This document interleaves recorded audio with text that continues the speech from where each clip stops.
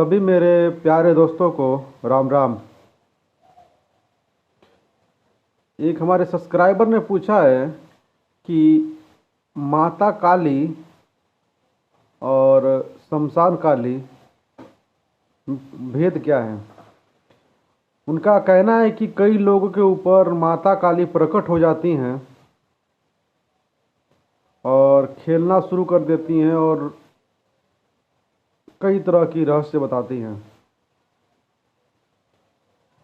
तो ये कौन सी काली हैं, महाकाली हैं या कोई अन्य काली हैं?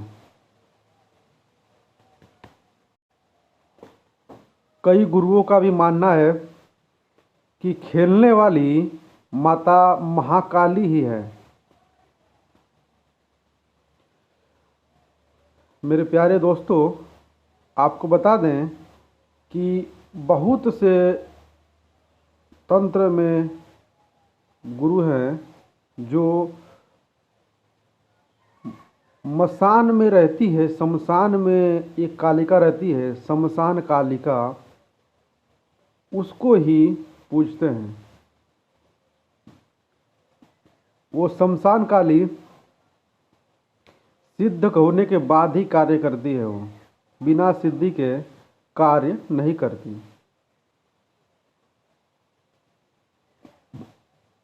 जो व्यक्ति सिद्ध किया हुआ है बस उसी का ही कार्य करेंगी, अन्य किसी व्यक्ति का कोई भी कार्य नहीं करती हैं वो। अब जिस व्यक्ति ने सिद्ध किया है वो चाहे जो काम करा ले उनसे, अच्छा काम हो तो भी करेंगी वो, बुरा काम है तो भी करेंगी, किसी को वशीभूत करना हो तो भी कार्य करती है वो, किसी को मारना है तो भी कार्य करती है, किसी को ठीक करना हो तो भी कार्य करती है वो, किसी के घर में जाके उपद्रव करना हो उस कार्य में भी ये तत्काल प्रभाव डालती है। चाहे आपके घर के कुल देवी देवता अच्छे हैं या बुरे हैं, लेकिन जिसके घर के कुल देवी देवता जागृत हैं, जिसके घर में इनका रोज डेली भोग लगता है, पूजा होती है, उनके यहाँ उपद्रव मचाना आसान नहीं है, क्योंकि एक लात मारेंगे कुल देवी, ये कालिका खत्म हो जाएंगी वहाँ से। शमशान काली बहुत बड़ी शक्ति नहीं है, लेकिन इनके पीछे बहुत सारे प्रेत और पिशाच चलते हैं, इसीलिए इनका बल बहुत ज़्यादा है। अब बात रहेगी शमशान काली की। अब हम बात करेंगे महाकाली का। महाकाली किसी के शरीर पे नहीं प्रवेश कर सकती, चाहे वो कोई बहुत बड़ा धर्म गुरु की ही क्यों ना हो। शमशान काली का वेग आसान है क्योंकि वो पैशाचिक शक्ति हैं, उसे धारण किया जा सकता है, लेकिन महाकाली को धारण करना आसान नहीं है।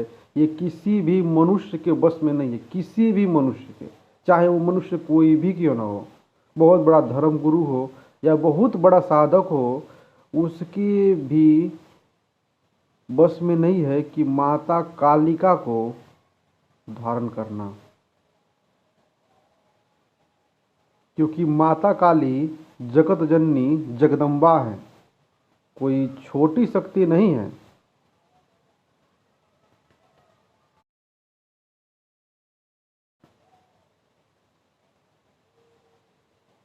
जिनके कदमों में स्वयं शिव पड़े हों, उसे कोई मनुष्य धारण कर लेगा।